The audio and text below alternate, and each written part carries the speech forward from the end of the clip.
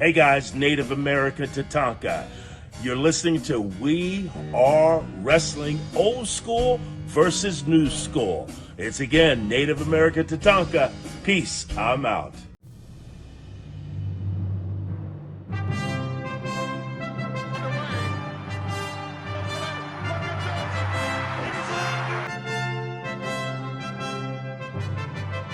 Stick to what you know how to do best. That's talking to that and sign checks. Yeah. Leave the wrestling to me, Daddy.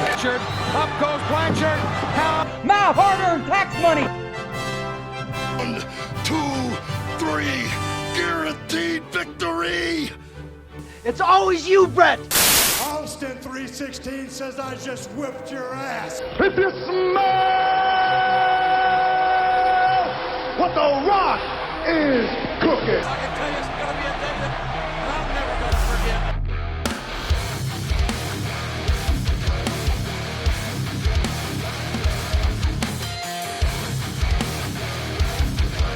A lot of things I want to get off my chest.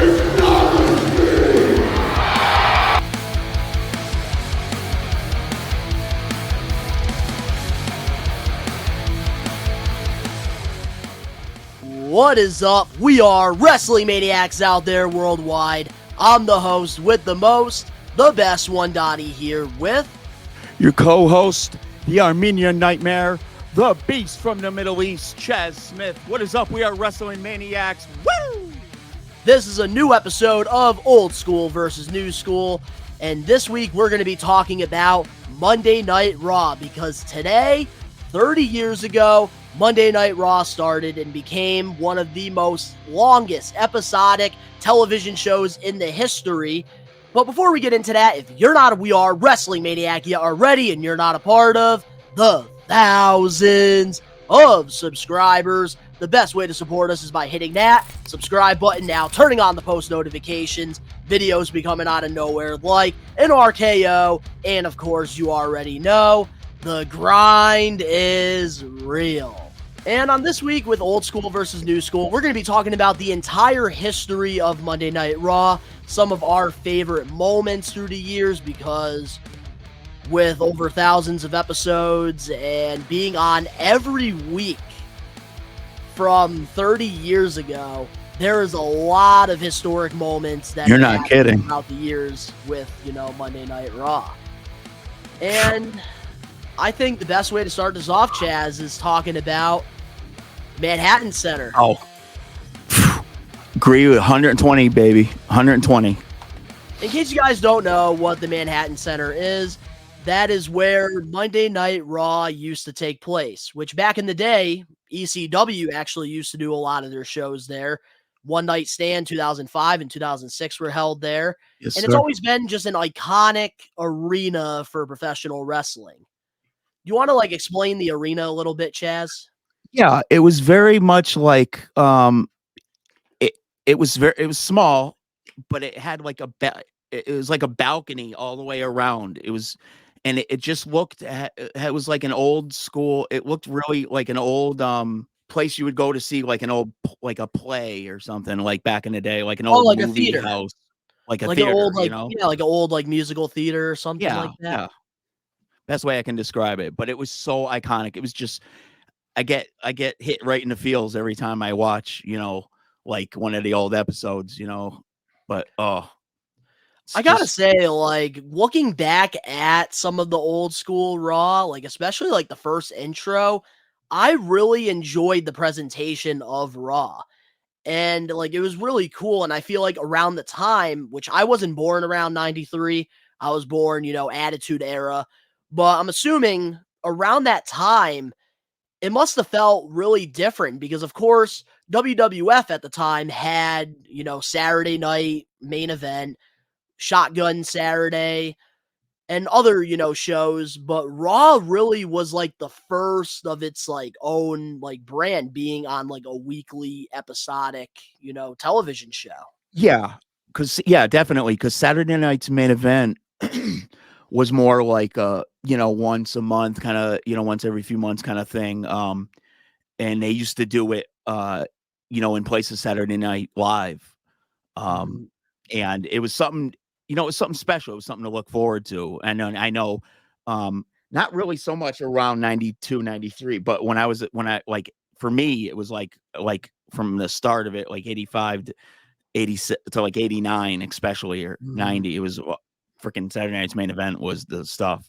I used to go to bed when I was little, and my parents used to wake me up at 11:30. I'd be all groggy, and then that music had hit and then they do the old green screen promos and stuff, I remember you showing me that. Logos in the background. It was so cheesy, but it was awesome, Yeah, like you would see like the green like around the wrestlers sometimes. Yeah. It was so cool. It was so great. It was so awesome. It was cheesy, but it was great. So being an old school wrestling fan, what was your first reaction watching the first episode of Monday Night Raw in 93? Okay, so I remember that. And I remember them hyping it up, and I was like, this is going to be really different, and it was just what it said in the name. It was Raw. It wasn't this, the big production value like the Saturday Night's Main Events or like primetime wrestling or the superstars, or it was Raw. It was in the Manhattan Center, and it was just boom. I mean, no fancy big intros, I mean, they come up, obviously would have the music, but it was just freaking awesome. It was just so stripped down, and just, I mean, I like that kind of stuff, like it's kind of like going to see a band and seeing them play it acoustic. Yeah. And I gotta say, like, from like looking back at some of the early Raw, I really did like the presentation a lot about it. Like you had, the new generation, entrance. Yeah. And you also had, the ladies walking around the ring with the signs and Federettes. stuff. Yep. Which I really enjoyed. And just in there, like you had like the Raw banner. You had, I think, what was the other banner? It was like an Ico Pro. Yep, Ico Pro. Yes. Yep. Yep. And like I would just remember the presentation being in Manhattan, and it was always such a unique arena. And still to this day, I see a lot of, promotions out there like GCW, they're doing shows there. And like I really don't get why like AEW or like Impact or WWE don't do shows there anymore. Good point. I feel like it's such an iconic arena. It is. And that's it really the thing, is. like for a show, I feel like presentation is everything. And Raw, I think that was the best place to start. Oh, absolutely. Before going on the road. Because that's where WWF at the time was from. I mean, they started in, even though it's based in Stamford, Connecticut, which is pretty close to us. We're from Western Mass, but when you talked about the territories and stuff, when you talked about, they always called WWF was always in the territories was always called New York. They always called it New York.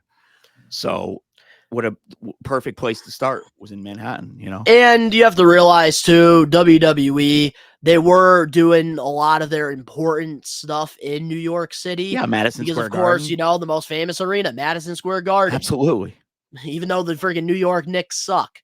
Still, WWE has always been known, for wrestling in New York. Now they're, going to Brooklyn. They're going to Barclays Center a lot more with their newer shows. Yep. But nothing like hits like, Madison Square Gardens and Manhattan. No. And that's a good point that you brought up a good point that you're, and I never really thought of that about like the like Impact or TNA, like going to even Ring of Honor, maybe going to doing some shows or whatever. Well, actually, Impact Wrestling did do a couple tapings in the Manhattan Center in 2016, but that was like the only time they ever did it, which is, unfortunate. Yeah, that is. Yeah. I mean, even some of these like independent, companies. Yep, GCW, that whenever they go to New York, they try to get the Manhattan Center, which is great. I mean, that's, I mean, Matt by the way, Cardona was support your wrestling. Matt local Cardona wrestling. actually was wrestling like on a GCW card there, and like somebody had like the sign over like the banner. If Cardona wins, we riot. Yes, yes. Because Yep. Matt Cardona like pretty much tries to like throw like a sports entertainer thing at them, and it's hilarious. Some great stuff. I love will me some say Cardona, that. man. Just sucks that GCW doesn't really have like a significant like TV deal. So I feel like they really do have the potential to actually like be the next CCW. Oh, sure. And they get a lot of buzz in the independent circuit, so I'm very surprised by that. But now getting back into Monday Night Raw, the one thing that really stands out to me is the first episode of Raw with Bobby the Brain Heenan. Best, some of the best moments. And like, I just remember the first episode, Bobby the Brain Heenan getting kicked out and, you know, pretty much getting himself in disguises and, you know, pretty much trying to get himself back in the arena. Dressing up like the old lady. And that's like one thing I really miss. And I gotta like really admit, like when it comes to like old school wrestling, Yes. I miss when an episode of Raw or SmackDown always had a storyline around the entire show. Sure. It was always built like a television show. And nowadays, I feel like it's not like that anymore. No, you're absolutely not. Absolutely not. They had such iconic segments, bro. Such great, iconic backstage segments. And it started right from that very first, the very first episode, Bobby the Brain Heenan, man. Yeah. I mean, who better, you know? And there's a great story. I don't know if I told you this, but Bobby Heenan, you know, Gorilla Monsoon, obviously, you know, were like real, always going at it on camera, but they were the best of friends in real life, like real close, like us. They were potato chips. And so at the end of the episode, you know, after it was all done, him and Gorilla went to the hotel, and Bobby he went back to his hotel room, and Bobby Heenan, he went to open his door, and Bobby Heenan, there was a big basket of bananas in his hotel room.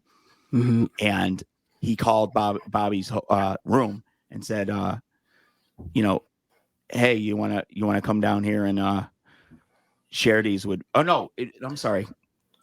I mixed it up. He had a basket of bananas, and he said, hey, he goes, I got this basket of bananas down here, you big gorilla. He goes, you want to come down and share some with me? Yeah. You see, 30 years ago, it was baskets of fruit. 30 years later, it would be like edibles, arrangements. Like it would be like strawberries with like chocolate on them. Yeah. Right. Absolutely. And it was so funny. And then they said they hugged and they cried, and they just cried. Like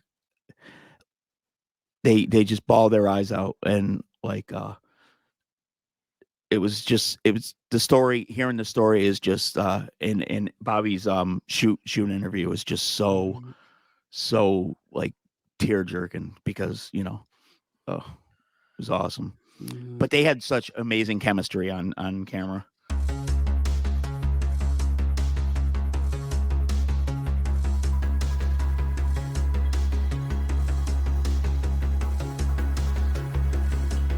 No! How is Nickelodeon Guts number 5? Wow!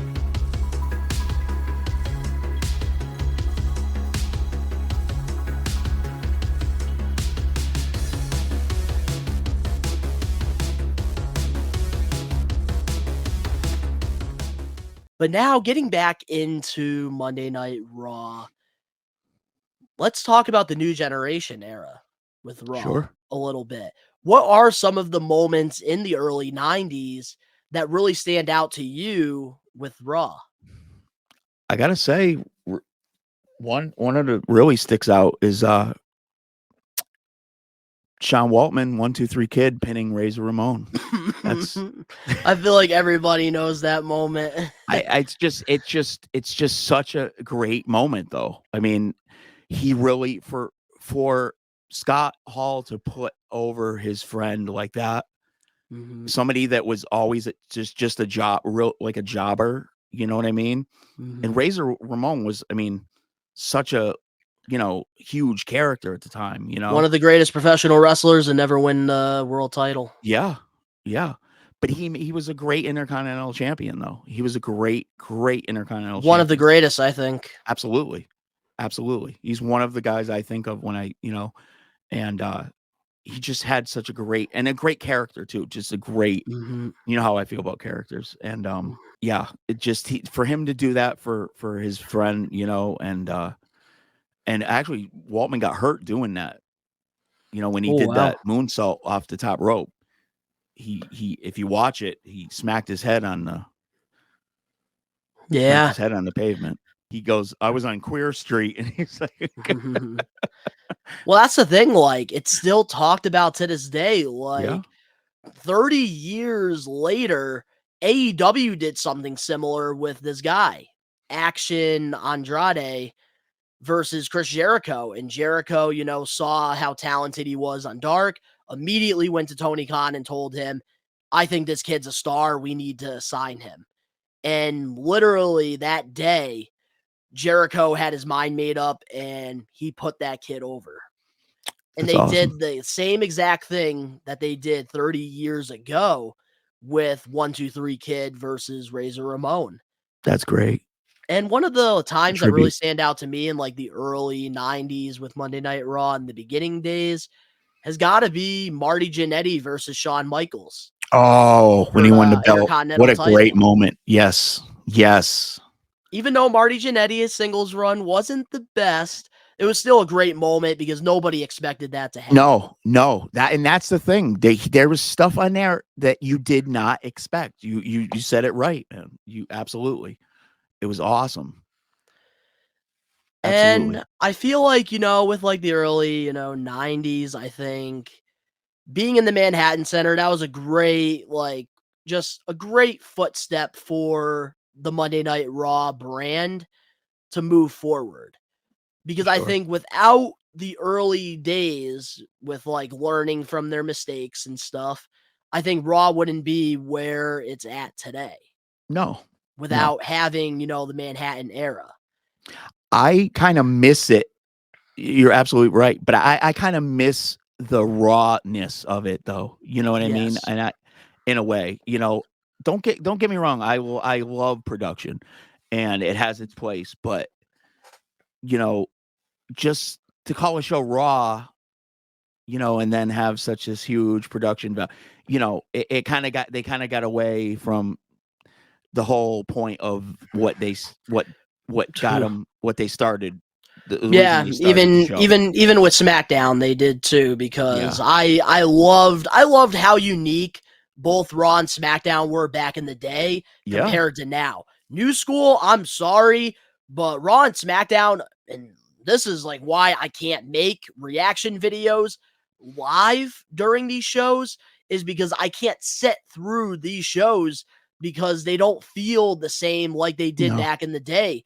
No. Like the last good time we had with like Raw and SmackDown, in my opinion, was Ruthless Aggression. Yeah, absolutely. Because it still felt like a brand and it felt different. And I feel like now it feels just like one of those typical shows that, like, yes, you get at times you get great storylines, you get great matches, but when it comes to the show, the brand, it doesn't feel the same. No. AEW Dynamite, on the other hand, I could sit through 2 hours of that every Wednesday because of and the wanting brand. more. Tony Khan has done an amazing job branding AEW Dynamite. Yeah. And that's why I could sit there and it's more watchable, in my opinion. Yeah. Do not get me wrong. WWE right now, storyline-wise, they are doing a lot better than AEW. But when it comes to the show presentation, which for me matters a lot, I got to go AEW. Yeah, I agree. And that's something with old school wrestling that I really appreciate a lot, is the presentation of the product. And I think, Manhattan was a really good presentation, but when we get into the Attitude Era, that's when Raw is War. That's when the presentation took took it to a whole nother level, in my opinion. See, I still didn't mind the Raw as War because it was still wasn't as, yes, it was, it had, they had the, the pyro and stuff, but it wasn't as, it just wasn't, they were still, it still had that rawness to it. And there was still stuff that was unexpected. And, and the EX and like the Titantron too, man. Yeah. I love the entrance stage of the Attitude Era. Me too. I love Raw as War. It was awesome. And like, that's the thing, like the presentation, that's what really drew viewers in and why WWE at that time was getting more viewership ever in their entire, company was the Attitude Era, because not only did you have all these iconic superstars like Stone Cold Steve Austin, The Rock, Triple H, you also had the presentation, Raw is War, Attitude Era. You knew you were going to get an amazing show from start to finish. And that is what every individual did, men and women did during that time. From start to finish. From the light heavyweights to the Godfather to Ken Shamrock to a great tag match with the Hardys, Dudleys, Edge, and Christian to the main events with the Rock, Stone Colds, and Triple H's. Absolutely. Even though get Sexual Chocolate and Mae Young too. Can't forget that. That's a whole nother episode. That's a whole nother episode. I just want to see my puppies. Oh my God. But I'm telling you, like, that's the problem with New School Raw. There's no presentation to it. The only time I feel like there is a presentation to it, well, not the last couple years, but before, the pandemic, was the Raw after Manias. Yes. Which I will admit, those are some of my favorite Monday Night Raw episodes. Yeah, of course. Because of all the craziness that happened. Right. It felt raw. And the go home shows too. Mm-hmm. So We Are Wrestling Podcast. That was absolutely executed perfectly, and in wrestling, timing is everything. Let's flip this around and turn it on everybody's heads. I think that's a very real possibility. If I ever go to a Comic-Con and Batista's there, that's going to be what I waste my question on. Is like, what was running through your head when that kid jumped in front of you and was just doing your fucking motion? Do that? That's his buddy. This right here. Exactly, bro. So what the fuck is the issue? Like that was back in the day, when they would show the surgeries like on video during like those vignettes. The dude is a fucking star. And I didn't see a 3D or I didn't see anything from them both. I would have been extremely fucking pissed. I know that for a fact. Do you want this dude to snap his back? Fan. Literally, Vince McMahon is probably the most iconic villain in like just the world at this point. Like, you can open a fucking history book and Vince's name is somewhere in there about all the bad shit he's possibly fucking done. AEW and WWE cannot come up with anything creative for this guy. I do not think they need to focus on casual fans. They need to focus on hardcore fans. Hardcore fans are the ones that are going to bring the ring. Featuring your hosts, Danny and Donnie. We are wrestling. New episodes of the We Are Wrestling Talk Show air every Saturday, only on We Are Wrestling. Yeah, so now let's get into like the moments with Raw, because there's so many. 30 years worth that we can talk about, and I really want to, go back and forth and really dig deep into, some of these moments throughout the years that, we got on Monday Night Raw. What is one segment or promo that really stands out to you that when you think of Monday Night Raw, you think of that moment? Segment or promo? Very simple. The Rock, This Is Your Life. Was that his birthday? Yep. Oh, Mankind. when they had Mankind, Yep. and like Mankind Yep. brought They had the clown. teacher, the Rock and Sock Yep. jacket and Yep. stuff. Yep. The balloons. He made the Rock and Sock Connection jackets. Like, he tried to make them like the old Four Horsemen Brainbusters jackets. The satin jacket. And then he had the clown and the teacher and everything. Oh, it was great. I heard, and I don't know if this is true or not, but didn't Vince McMahon get so mad at how long it was? It did. And It then, went way but then, over. It but went then like the 20 minutes viewership, over.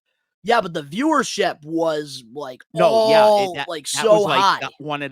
That was probably in the top 3 or top 4, or at the time it was like the top 3 highest rated segment of all time. So when he got the money, I'm sure he was at first he's like, God damn it, pal, you know. One of the best segments on Monday Night Raw history. And I feel like the Attitude Era had the best moments because they really like went deep into the ocean and they held nothing back during this time, which sometimes when you do that, you get the best product. Oh yeah. And for me, the one segment for me that stands out so much when I think of Monday Night Raw, I will always remember this. Stone Cold Steve Austin pulling up in that beer truck and spraying the shit out of The Rock, Shane, and Vince McMahon in that ring. Yes. All the Stone Cold moments throughout the years were so iconic on Absolutely. Raw. Like, I loved him and Mike Tyson when them two went at it. Oh, that was great. That was great stuff. That was. Because, of course, you had Stone Cold, who did not give a fuck about anybody. He didn't give two fucks. And then you had Mike Tyson, who was the baddest man on the planet. Absolutely. At this time.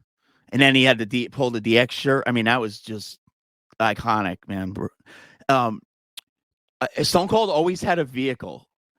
He had the Zamboni. He come up and then he had the beer truck, and then monster trucks. Yeah, I saw the DX pay-per-view in Springfield.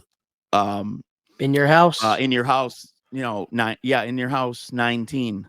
And he actually came up with the pickup truck, the Stone Cold pickup truck. Yeah. Drove it up to the ring, and he was fighting The Rock for the IC belt. He actually stunned D'Lo, the Nation of Domination, stunned them all on. I remember seeing that on the Royal Rumble 1998 video package. It was awesome. I was there for my 22nd birthday. I'll tell you, out of all the wrestling shows that I've been to, I am so mad that I never got to witness like somebody like pulling up in like a monster truck or like a big like vehicle.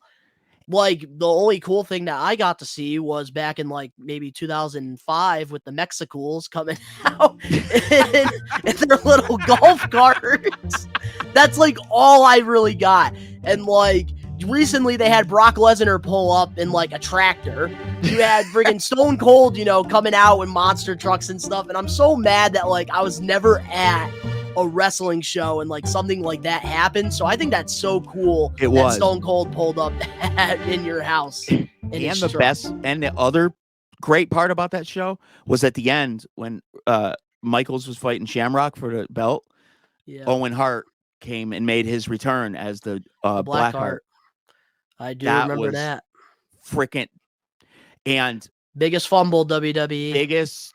Absolutely. And we will, by the way, that will be an episode that we will for sure be doing an Owen Hart episode. Mm-hmm. Absolutely. Hands down. And that Blackheart character had so much potential when he had the beer. It was awesome. Another segment in the Attitude Era with Raw that really stands out to me that I really enjoyed a lot was the build-up for the Royal Rumble in 1999. I loved the Vince McMahon training videos that they did when like he drank, like the egg with like inside the cups. He had to chase a chicken around.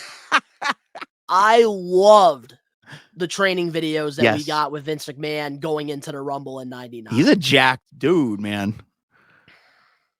Well, we know why, Chaz. I don't think we should talk about it here. Oh yeah, but that's a whole nother topic. Dude, you still have do that stuff or not. You still have to work out to keep it up. So well, yeah, no, and his age, obviously. Dude, huh? Well, no, obviously. But you see, here's the thing about old school versus new school that I do want to bring up on here before we get back into more Raw, moments and stuff.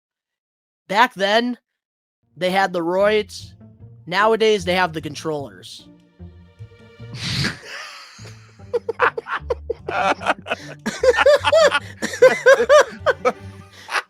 Am I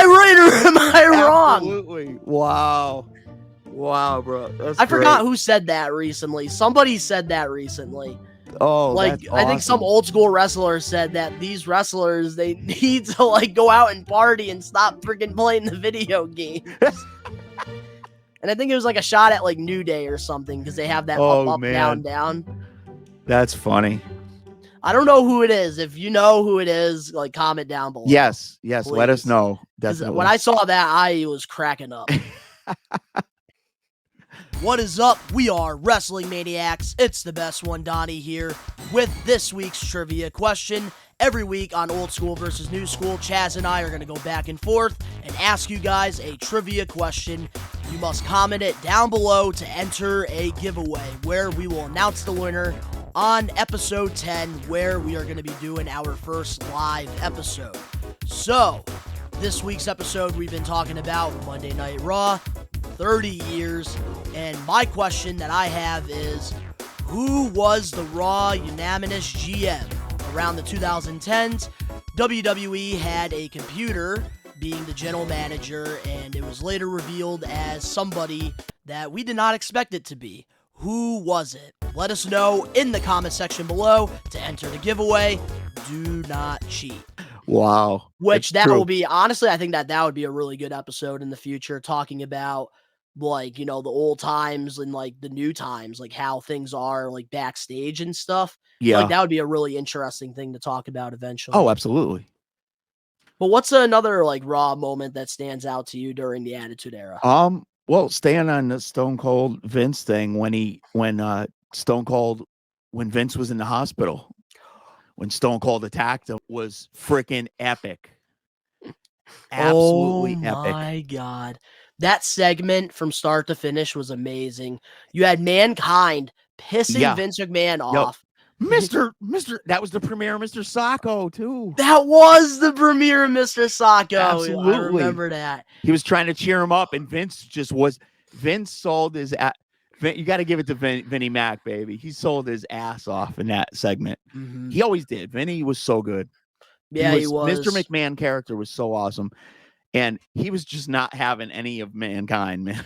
He was trying to cheer him up. So he's like, come on, Vinny. He's like, that's Mr. the thing. Sacco. Like, even like him trying to make like the balloons too. Like you had the balloons in there.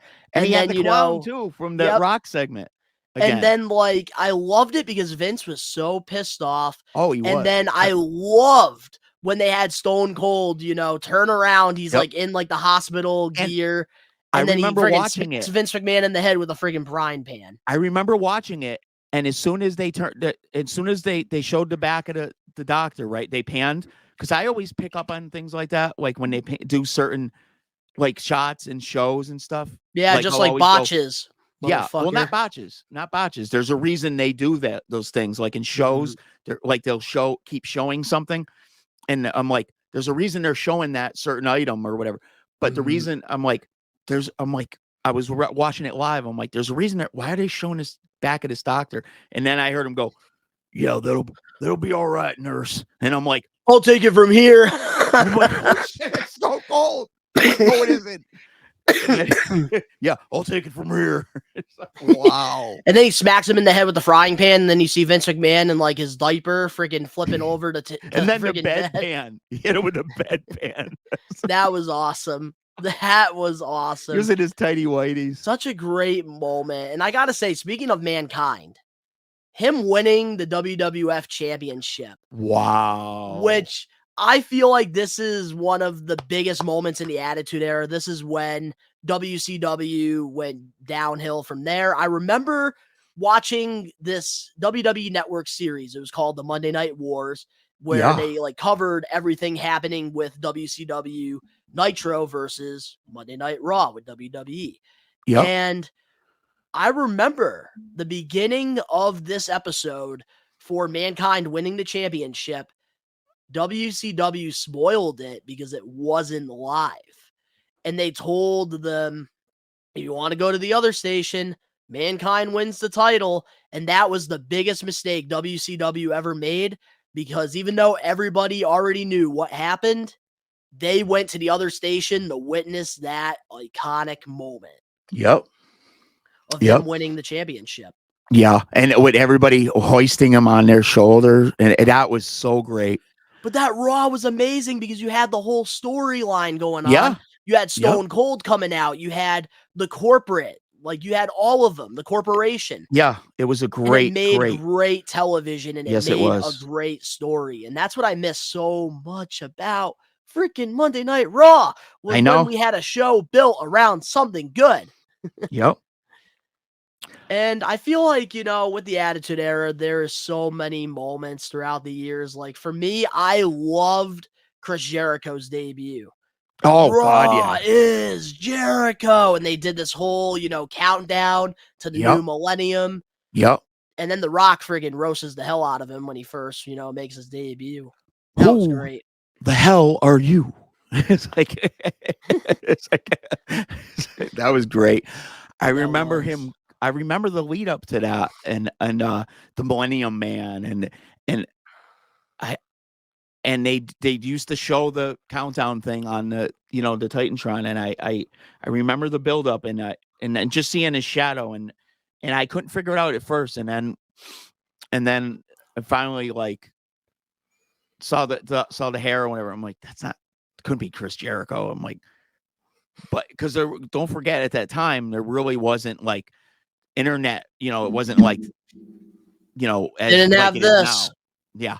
Shit. That's what I miss too. Shit, wrestling. This is what ruined professional wrestling. I will say that. I love my smartphone, but it definitely ruined too. professional wrestling. Absolutely. But yeah. This thing is a drug. It is. And I used to love when I could be surprised, you know, and Raw was great for those things. Always great. You know, and they could build things up, and they could, just like back in the day, not even just Raw, back in the day, like in the 80s, when they used to do the vignettes, like the $1 Million Man. Come on, bro. Those were great. Come on. Awesome. Even the bad wrestlers that they brought in, the vignettes were just good. You looked forward to seeing I'll tell you what's wrong with vignettes today. The problem is with these vignettes, they do them. They still try to do them. And the problem is with them, they do it too much. Like Veer Mahan, one new school guy, they tried doing this for 6 months of mediocre vignettes until he arrived on Monday Night Raw. Botched. AEW right now, they're doing the Book of Hobbs. And they've been, you know, it was great the first couple ones, you know. And now they had him bring an actual book into the segments.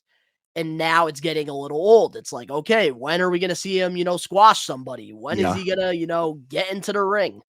The problem is vignettes, it's all about timing. And back in the day, the timing was perfect. Yep. And it always created and helped a superstar. And I have to tell both Ben and Danny this on the We Are Wrestling Talk show, which, by the way, airs every Saturday here on the We Are Wrestling channel.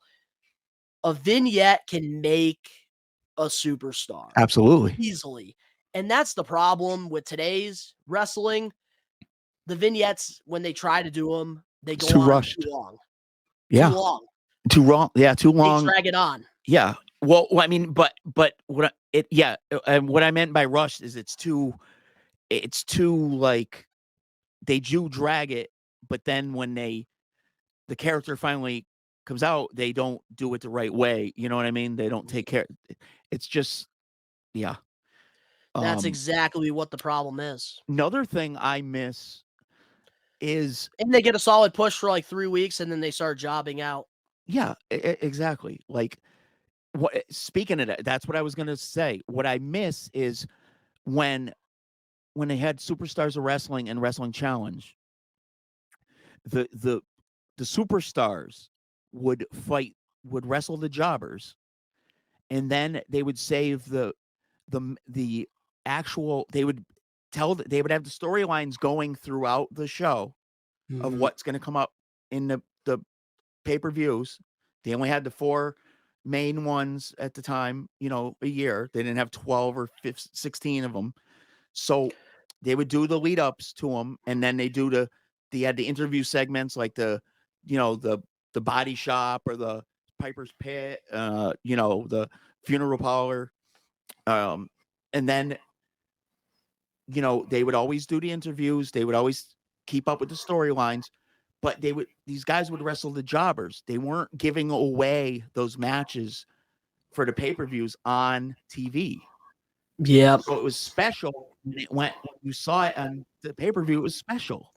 You see, here's the thing. You're not seeing I do agree with you. 18 times a year. You know what I mean? I do 100% agree with your take. But something that I do like that New School Wrestling does, and AEW, I believe, started this trend where they have the regular episodes of AEW Dynamite. And then periodically, like once a month, they will do specials where you get it for free. You get great matches out of it, and it feels like a pay-per-view for free. Yeah. And NXT also does this as well. And something I don't understand is why does WWE not do that for Raw or SmackDown? It would be a little bit more watchable if they actually did something like that. Yeah. Like, you're telling me, Chaz, like, let's say SmackDown, they do a Battle of the Belts. Like AEW, they do a Battle of the Belts event periodically. Even though they're not the best, it's still something different. And Sure, it's a some people championship. look forward to it. So let's say WWE came up with this idea. All right, this Friday night, we are going to be having Battle of the Belts. Every championship will be on the line. You do not want to miss it on Fox. You're telling me you're not going to want to tune into that? Dude, I would tune into that. And I can't even watch, like I'm with you, I can't watch full episodes of Raw or SmackDown. And I would tune into that. Well, you see here, I can watch full episodes, but I can't watch them live because the commercials. I just can't. Yeah. I mean, because not only does the show drag on, I can't watch like the the full 3 presentation's hours. ass, but the commercials, they take me away from it. Yeah, I don't like commercials anyway. I hate commercials. Like AEW, don't get me wrong, I don't like the commercials either for AEW, but at least the show, the presentation is what makes me enjoy it. Yeah, but at the end of AEW Dynamite, I want more. Yep, and that's how I feel too. Most of the time on Raw or SmackDown. Now, recently, yeah, it's watchable, but late in the past few years, it's like, at the end, it's like, or not even at the end, like after into the third hour, it's like, oh my gosh, this is still going on. Like, for me, usually at the end of a Raw or SmackDown, I would say Triple H hasn't done this to me that much yet, but I know like with like Vince McMahon and like especially the Thunderdome era, I would always just sit there at the end and I'd be like, meh, like I really just sat here and wasted 3 hours on a mediocre show that felt rushed and last minute. And that's something I hate too. I hate when a show is unprepared. You have a whole week to prepare for a show. And I think the biggest problem, and you're going to agree with me on this, when it comes to Monday Night Raw, at first in 2012 and the 1000th episode, when they said it was going to be 3 hours, I was excited. Oh yeah, I agree. It was going to be a game changer. And then because it was good, the stuff was good back then. Fumbled it. And now 3 hours for me is just too long. Do you know why though? At first, if you remember, the third hour was supposed to be something special. They were supposed to do something different in that third hour.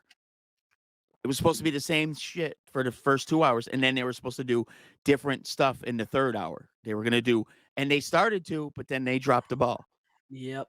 And that's the issue. Like, Fumble Rooski. That's the thing with the television show. Like with wrestling, I think it needs to be 2 hours every week. That's just how it is. I think 2 hours is a perfect time. And if you can't freaking put superstars over and you can't have great matches and a great show for 2 hours worth of television, then you should not be having freaking 3 hours worth. Yeah. If you have good, back in the day, the shows were an hour. You had superstars, they were an hour. Still freaking better than half the shit nowadays. And I gotta say, like, I've also had a lot of awesome moments throughout the years as well with Monday Night Raw during the Ruthless Aggression era as well. a lot of really cool moments during that time. And for me, one thing I really enjoyed a lot was I loved when they did the brand split. SmackDown versus Raw. See, I didn't care for that personally. You see, here's why I liked it, because at the time, the rosters were stacked, both Raw and SmackDown. And basically on SmackDown, you put, the great wrestlers that were great in the ring. Raw, you had more of the characters on there.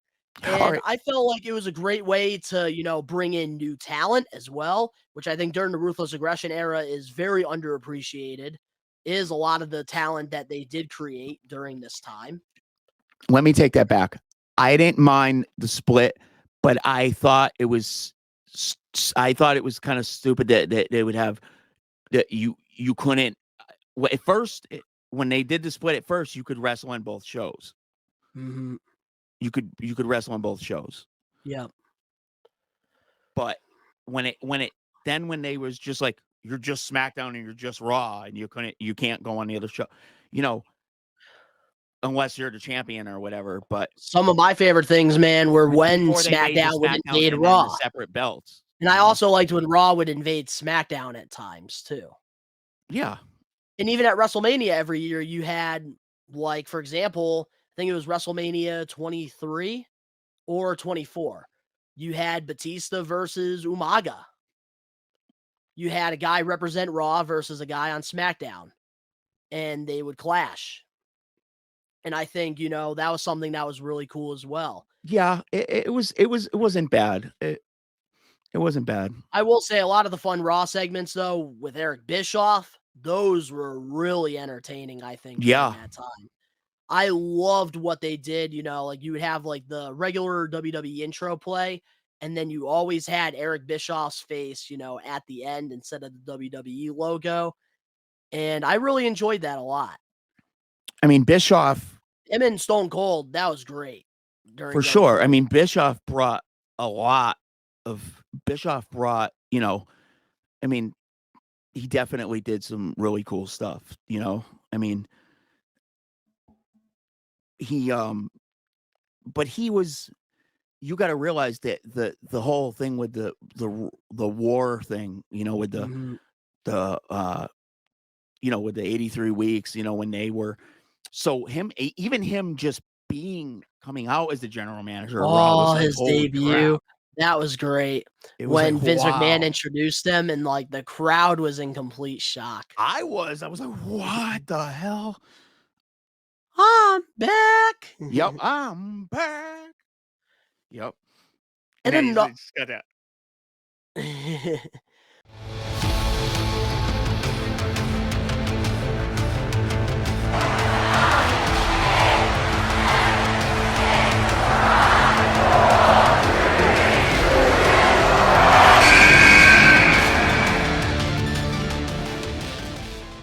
But one of my favorite moments, like with, Monday Night Raw, growing up, of course, I was a John Cena mark.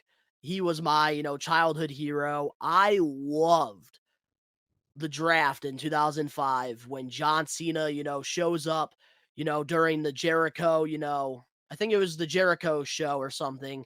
And then John Cena shows up draft day. I remember him, coming out with the orange jersey and having the spinner title, and it was such a big moment. And then I remember SmackDown, Batista got drafted over there, and they were like the faces of, the Ruthless Aggression era. Both brands, you had a reason to watch because both guys were, top guys. Yeah, I agree with that. I used to like when they used to have the draft and they'd have the guys backstage waiting to see who was going where. That was cool. That was pretty cool. Yeah. Yeah. But now, throughout the 30 years with Monday Night Raw, we've seen plenty of debuts, plenty of returns. What are some of them that stand out to you? Returns? Returns or debuts?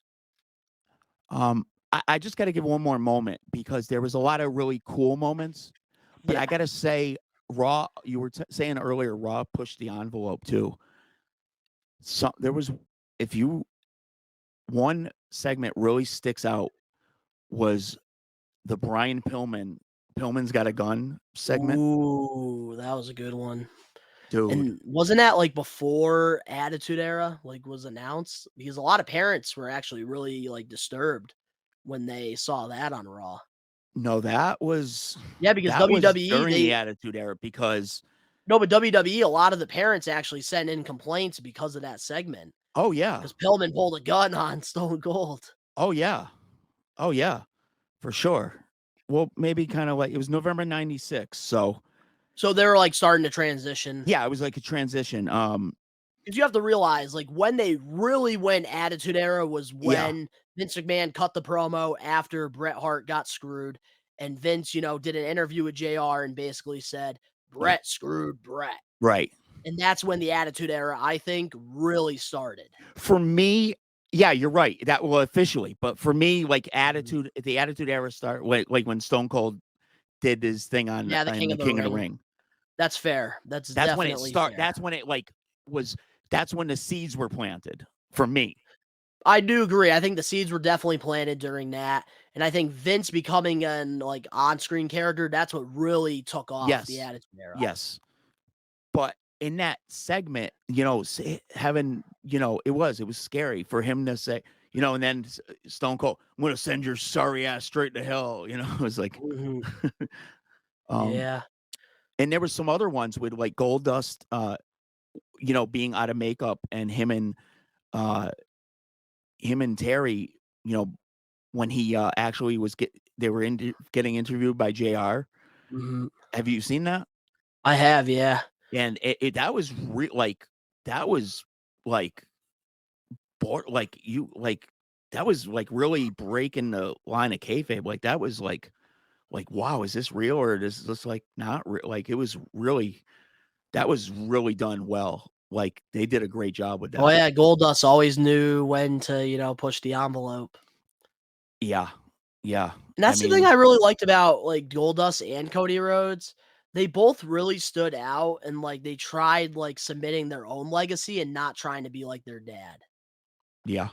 I like when, I like when generational talents, they try to stand out and they don't try to be like. Don't ride on their dad's coat. Yeah. Look at Randy Orton. He's nothing like Cowboy Bob Orton. He ain't coming out with the cowboy hat. Don't get me wrong. Cowboy Bob Orton was a hell of a worker, though. Oh, he was a Hall of Famer, of course. Hell of a worker. But Randy Orton, though, he's on another level. Well, there's a lot of Hall of Famers that aren't that good. But Cowboy Bob Orton was a really good worker, though. Mm-hmm. They had that freaking cast on forever, and it was. but yeah. Yeah, so like when it comes to like debuts now and like returns. So debuts, let's see. Well, you mentioned could be Jericho. Returns as well, like a wrestler you really like that came back from an injury, or somebody making their return.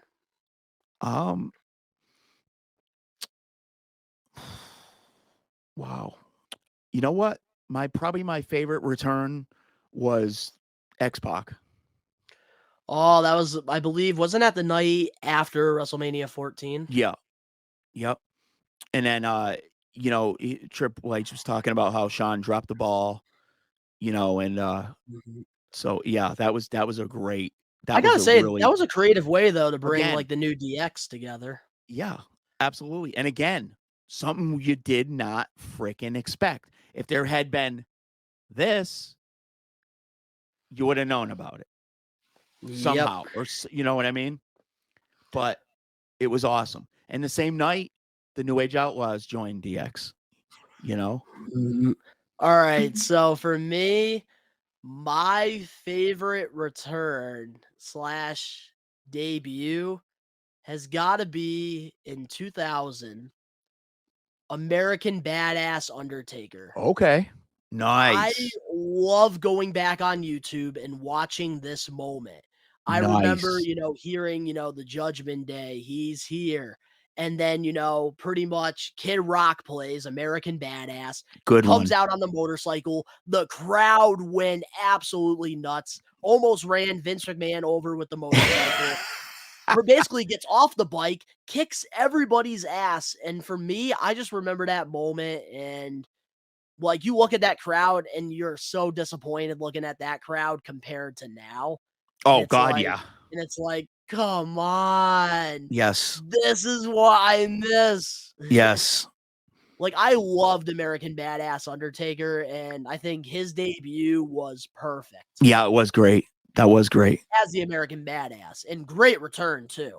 Transitioning from, being the dead man, doing, the slow pace stuff, being dead to, being a biker. I love the transition, and I think, Undertaker really adapted well with, this character. For sure. What about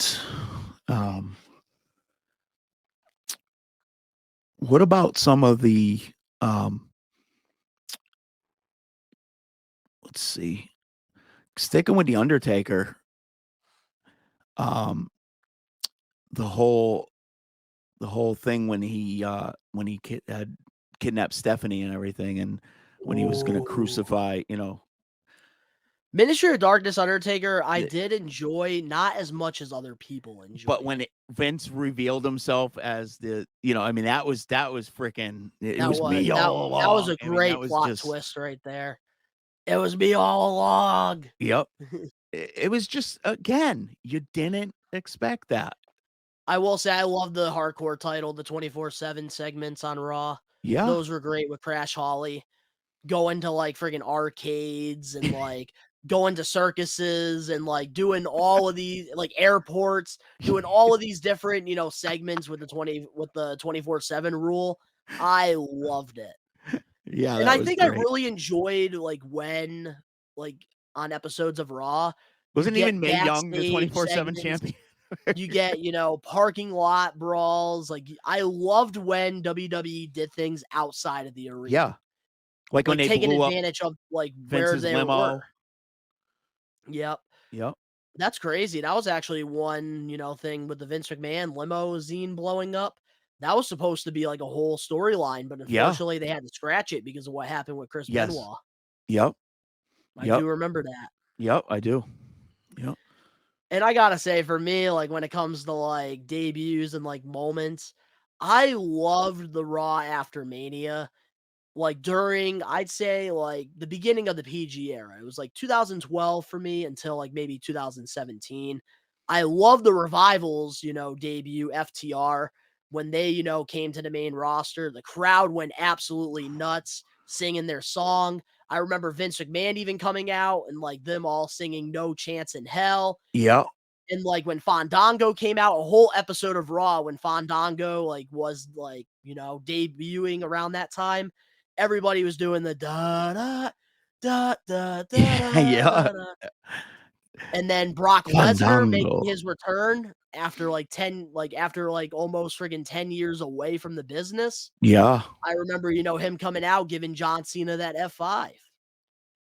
The Rock versus John Cena when they planned, a match a year in advance for the first time ever. Rock versus Cena at Mania. Yeah. The Raw after Mania, they made it feel so important, and I hate the fact that now, like, it doesn't feel like that anymore. No, it doesn't. Absolutely, it does not. It does not. I used to be so excited for it, and now I think it's because of WrestleMania being 2 nights. I think it just drags the superstars down, so they don't have that momentum going into the night after Mania, which freaking sucks. Yeah. Because I love the night after Mania. It was a cringy moment when, looking back, and when they had when the Big Boss Man when they hung him from the cage. Oh, that was WrestleMania 15. Yeah, that was freaking cringy.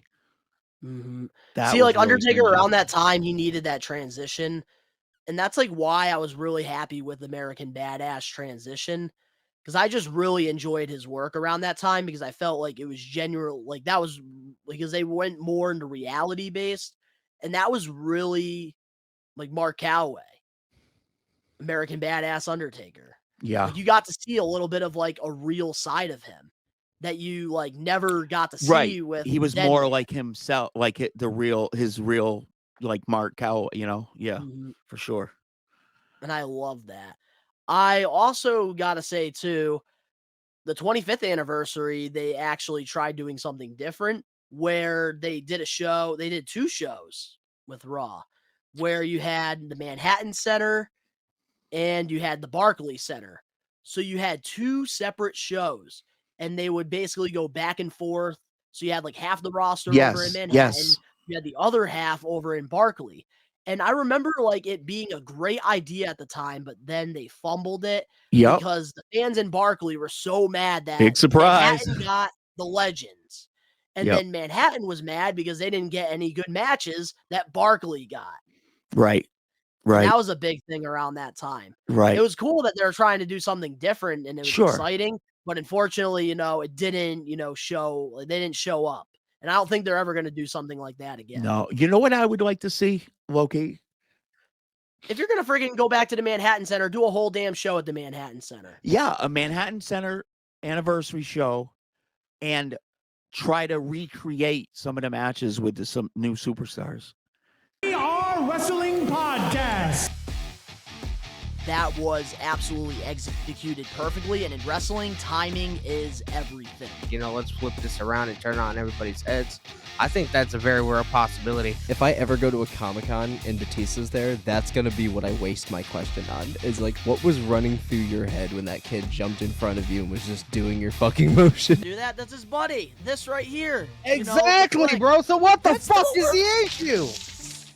Like that was back in the day, when they would show the surgeries like on video during like those Not try vignettes. this at Like, home. the dude is a fucking star. And I didn't see a 3D or I didn't see anything from them both. I would have been extremely fucking pissed.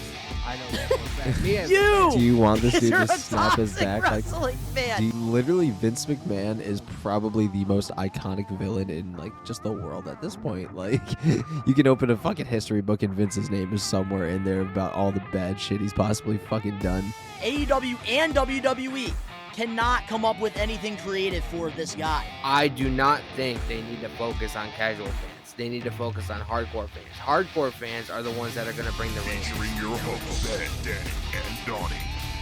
We are wrestling. New episodes of the We Are Wrestling Talk Show air every Saturday, only on We Are Wrestling. So, we went over, some of our favorite moments throughout the years on Raw. We went over some of, returns, debuts. We went over, some of the stages and stuff. But now we always end off old school versus new school talking about the differences between both old school and new school. And we can definitely see a difference, 30 years ago with the first Raw to now, 30 years later. How do you feel about that, Chaz?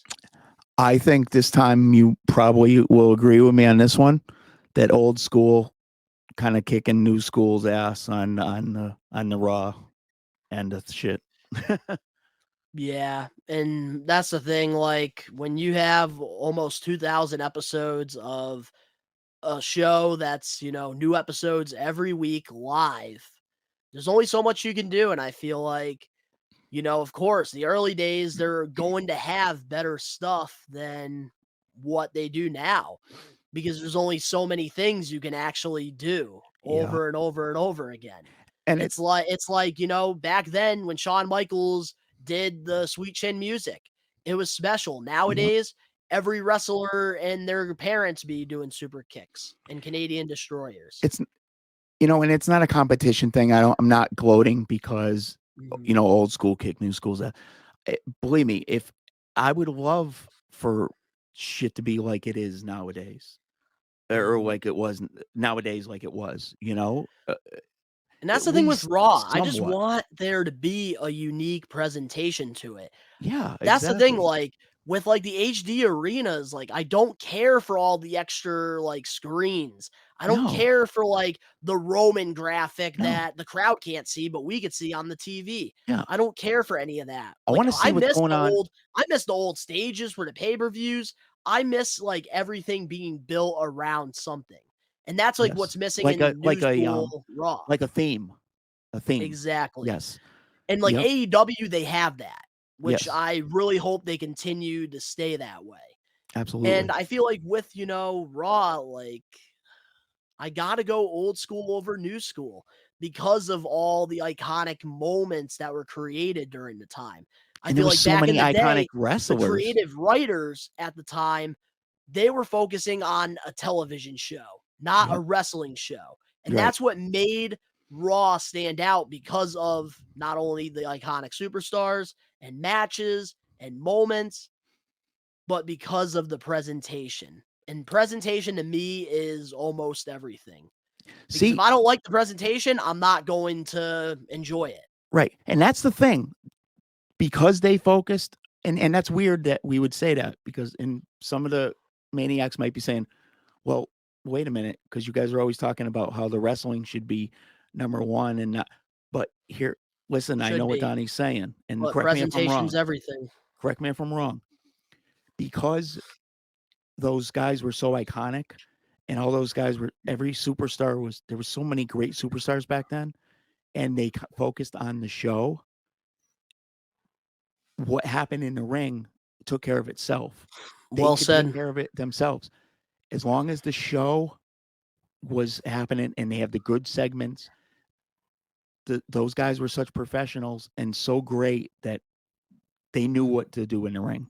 They didn't have to focus on getting let's do 100 freaking flips and 80 high spots in this one segment. I mean, look, it has its place, but Look, what captivated the audience, Chaz, it was the storytelling. absolutely. And that's something that old school, unfortunately, has over new school. Absolutely. But overall now, how do you feel 30 years later with I Monday feel Night like Raw? a freaking old bastard. That's what I feel like. But I just I'm glad I have the memories, and I'm glad that I was able to actually witness this, actually see that first show live when it happened, and see most of these, actually all of these moments when they actually happened, and actually be surprised and not have to be spoiled by seeing it on social media, and that's what a lot of things I feel, some of the things I feel bad for new school wrestlers, wrestling fans, that they don't get to experience that, and you did get to, and I know you do feel that way too, 100%. So, and I'm also glad that, listen, the athleticism, I know I give the athleticism to the new school guys all over the place, All day. but if you can't tell a story in that ring, then You're wasting your time. you're just another cookie cutter robot. You know what I mean? So, No, I absolutely got to agree with you on that. so I know I criticize, some of the new school stuff with, Raw, but now, being realistic here, it's a huge accomplishment for WWE to accomplish this. 30 years they have been able to put on consistent good television. yeah, At times, us fans, we might not get good episodes of Raw, but overall, I'm grateful to have Monday Night Raw because my whole life I've been able to watch episodes of Raw every Monday night. I had something to look forward to watching on the USA Network.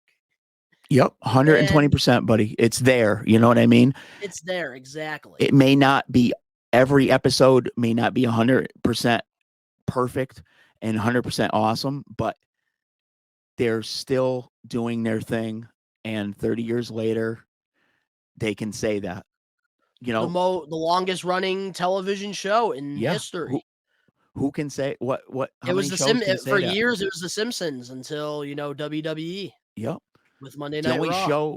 The only show actually that's still doing since not actually 1969. It's 50 something years, 54 years. It's still doing new episodes of Sesame Street. But they don't have a new episode every week like Monday Night Raw has to do. And that's the thing that makes it very impressive. Actually, yeah, So- they do. But From, the We Are Wrestling fam, congratulations, WWE, on, accomplishing 30 Yes. years of Raw. I really hope that we get a whole another 30 years of good television. And thank you. And go back down to 2 hours, please. Yeah. But that's For never sure. going to happen. But let us know in the comment section below some of your favorite moments throughout the years on Monday Night Raw. If you guys enjoyed this week's episode of Old School versus New School, make sure to smash that like button now. If you're not a We Are Wrestling Maniac yet already, subscribe, turn on the post notifications. The links are down in the description below. You can go follow Chaz and I on our social medias, and you want to go check out my personal channel, Best One Donnie, posting content over there every other day. All the links are down in the description below. And of course, to all the We Are Wrestling Maniacs out there worldwide, we are taking over. Peace. Peace.